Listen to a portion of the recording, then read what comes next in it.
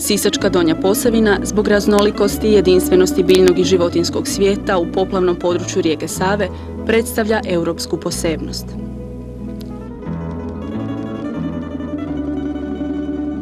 U krajoliku ovog velikim dijelom zaštićenog prostora izmjenjuju se i pretapaju nizinske hrastove poplavne šume, prostrani pašnjaci i livade, močvare te neregulirana riječna korita i mrtvi rukavci.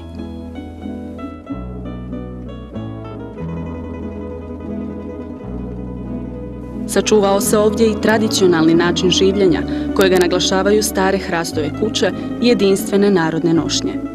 Posebnost prostora još više ističu dvije autohtone hrvatske pasmine, lovački pas, posavski gonič i posavski konj, popularno nazvan hrvatski posavac.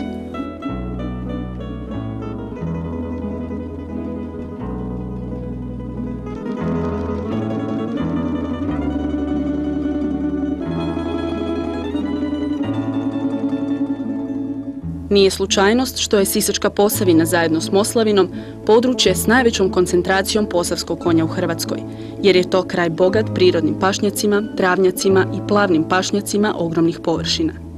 Pašnjaci, koji su uglavnom poplavne površine, nalaze se pod vodom od kraja studenog do ožujka sljedeće godine. Ove poplave gnoje pašnjake tako da povlačenjem vode dolazi do bujanja bilja kojim se u ostalom dijelu godine hrane konji. Nakon povlačenja poplavnih voda na tlu raste gusta divlja djetelina kojom se konji hrane.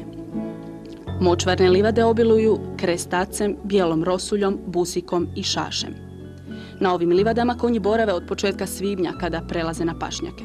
Ove livade kose se u srpnju i kolovozu, no sjeno je nekvalitetno zbog nedostatka minerala i velike količine otrovnog bilja, poput preslice, žabljaka i vučije jabučice, što zna biti uzrok trovanja konja.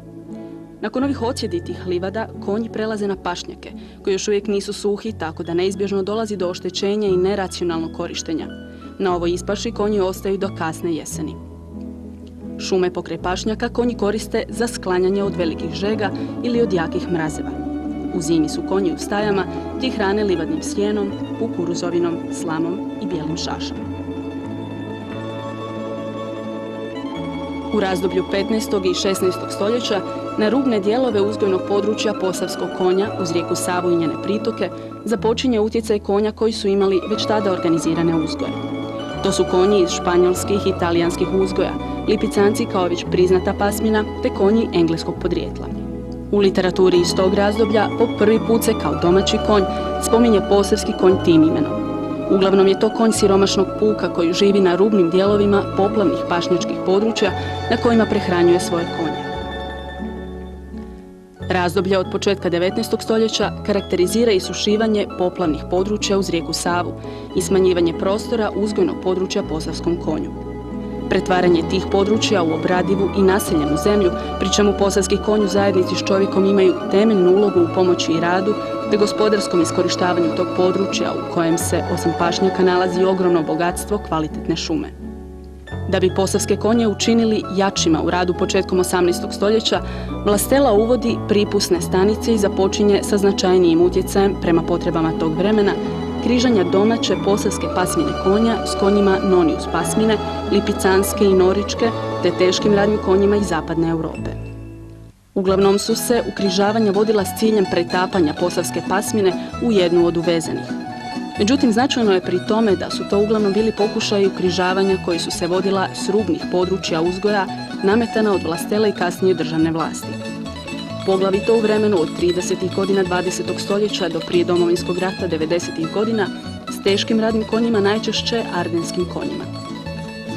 Značajno je također za to razdoblje da se uz smanjivanje površine uzgojnog područja smanjuje broj konja, ali se značajno narušava izvornost posavskog konja, dok se njegovo ime i pojava nastoji čim više potisnuti.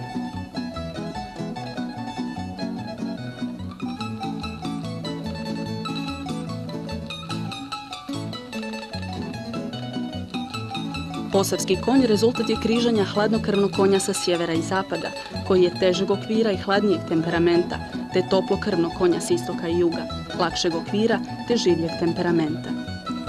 Samo selekcijom konjogojaca kroz niz godina dobio je današnje osnovne tjelesne dimenzije i oblik. način držanja, prehrana ispašom bili su znakoviti čimbenici pri formiranju posavskog konja i njegovih osobina.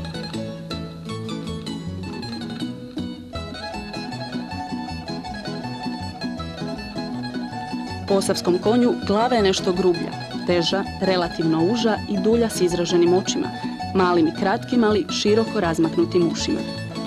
Duga i gusta čeona kosa koja pada preko očiju, tvrda je i kovrčava. Masa vrata dominantna je u odnosu na cijelo tijelo. Prsa su mu vrlo snažna i razvijena, duboka u odnosu na visinu, široka i duga, a rebra zaobljena. Trbuh mu je čvrst i uzak. Noge su mu široko postavljene, a kičice na nogama obrasle su duljom dlakom. Sapi su zaobljene, rastjepljene, kratke i široke. Kopita su plosnata i kratka, ali široka i odlično formirana zbog kretanja po pašnjaku. Leđa su mu malo uleknuta i široka. Kitnjastog je repa i bujne gribe. Ubraja se u srednje teške konje s težinom od 600 do 650 kg. Posavski konj je skroman, vjeran, poslušan i dobročudan.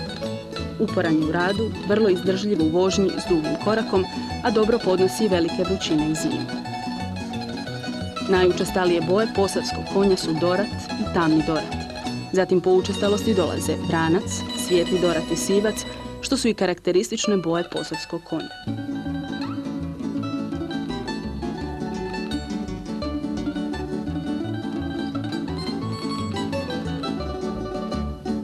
Sustavno obilježavanje posavskih konja koje je započelo 1993. godine motivirano je jednim ciljem. Uistinu odvojiti hrvatski autohtoni uzgoj i sve njegove specifičnosti od uvezenih uzgoja, prije svega pastuha, i na taj način utemeljiti ga za ubuduće. Kontrolirati domaći uzgoj i promicati njegove kvalitete glavni je interes, te se vratiti smotrama, izložbama, licenciranjima i sportskim natjecanjima.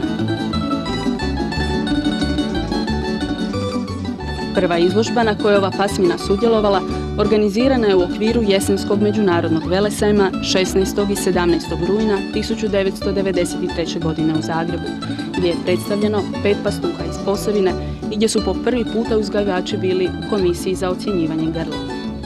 Doživio je posavski konj svoje međunarodno predstavljanje u travnju 1993. godine. Skromno, slikom i tekstom, na izložbi konja u okviru zemalja članica radne zajednice Alpe Adria u Italiji. Potom 1996. godine slikom i tekstom u Bonu, uz pomoć i organizaciju Euronatur na manifestaciji Poplavna područja rijeke Save, te 1998. godine sudjelovanjem živih grla na sajmu lova i jahanja Friedrichshafen, Bodensee. Najbolja grla posavskog konja svake se godine mogu vidjeti na već tradicionalnoj stočarskoj izložbi u Sunji, koja je posvećena ovoj vrhunskoj pasmini konja. Državna izložba je manifestacija koja privlači sve veći broj uzgajivača i ljubitelja konja te turista, a održava se uz dan općine Sunja sredinom mjeseca srpnja, i to od 1994. godine. Uz izložbu konja svake se godine održava i utrka šlavonera, to je starih zaprega, ocjenjivanje najljepše uređene zaprege te prigodan revijalni program u kojem sudjeluju druge pasmine prisutne na području Hrvatske.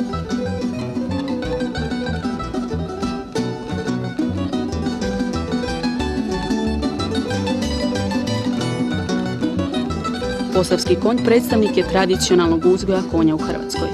Jedini je to domaći, autohtoni konj, nastao, uzgojen i do danas održan u surovim uvjetima životnog staništa poplavnih područja rijeke Save, Lonje i Odre. Skromnost, otpornost, prilagodljivost, dobročudnost, privrženost karakteristike su posavskog konja. Uvođenje mehanizacije, naročito u poljodjelstvu, izmijenilo se i stanje u konjogojstvu, što se odrazilo u više vidljivih promjena. Padu broja konja, promjeni eksterijera i tjelesnih mjera s povećanjem težine. Posavski konj jedini je koji može podnijeti surovost svoga staništa. Iscrpljen od močvare, vlage i suše, oskudne hrane i nametnika, bez ikakve njege u prirodi od ranog proljeća do kasne jeseni, vraćajući se u štale samo u vrijeme poplava i snijega, postao je jedinstven i k tome od velike koristi.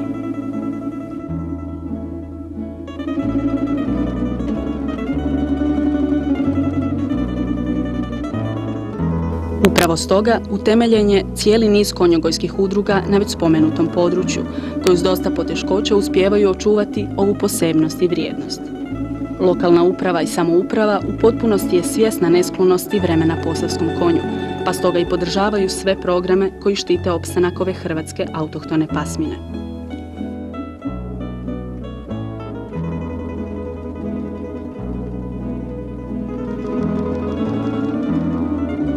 Konj kojemu je posvećen ovaj film zaista postoji.